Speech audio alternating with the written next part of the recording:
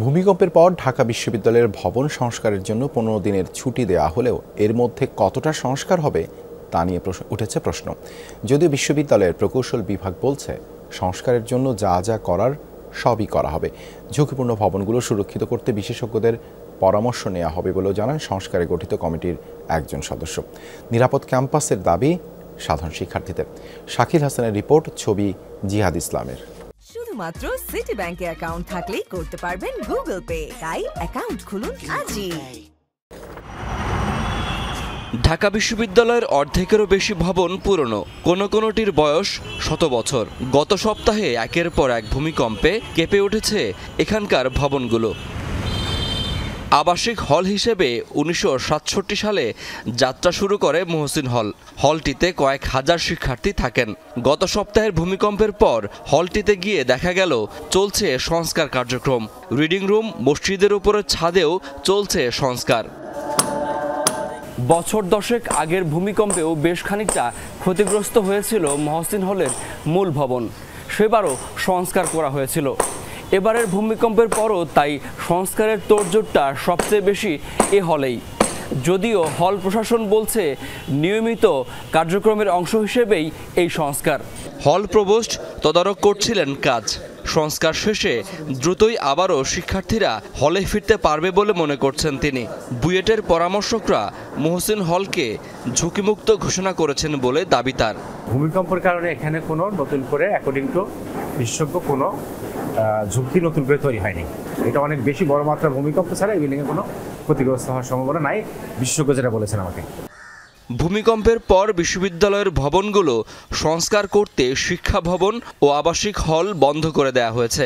জরুরি প্রয়োজনে এখনও যারা রয়ে গেছেন তারা বলছেন একের পর এক ভূমিকম্পে এখনও আতঙ্কিত তারা। ছুটি দেওয়া হয়েছে সেটা হচ্ছে একটা কার্যকরী পদক্ষেপই নিচ্ছে বিশ্ববিদ্যালয় কর্তৃপক্ষ।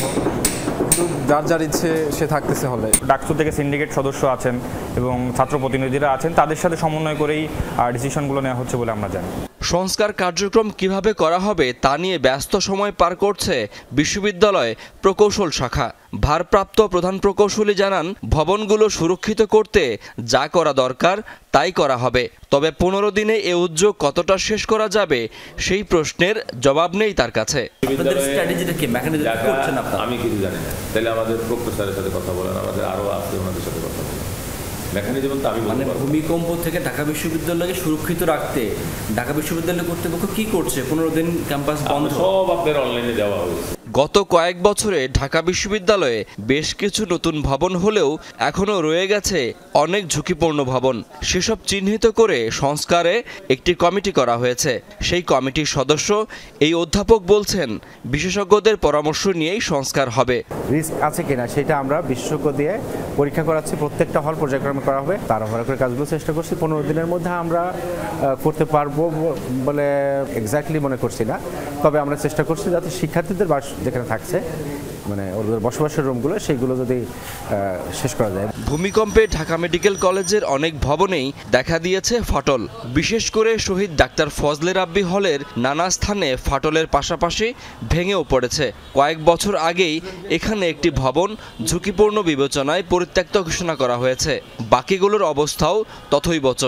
ম্যাক্সিমাম রুমে নতুন নতুন ফাটল দেখা দিচ্ছে এবং সেগুলো অনেক বড় ফাটল, যেগুলো দেখলেই মনের ভিতরে আতঙ্ক সৃষ্টি হওয়ারই কথা। 30-37 ঘন্টার মধ্যে পরপর 4-5টা ভূমিকম্প যখন হয় তখন আপনি খুব স্বাভাবিকভাবেই ভালো থাকতে পারবেন না। ঢাকা মেডিকেল কলেজে নতুন ভবনের দাবি শিক্ষার্থীদের বহুদিনের। শাকিল হাসান, যমুনা নিউজ, ঢাকা।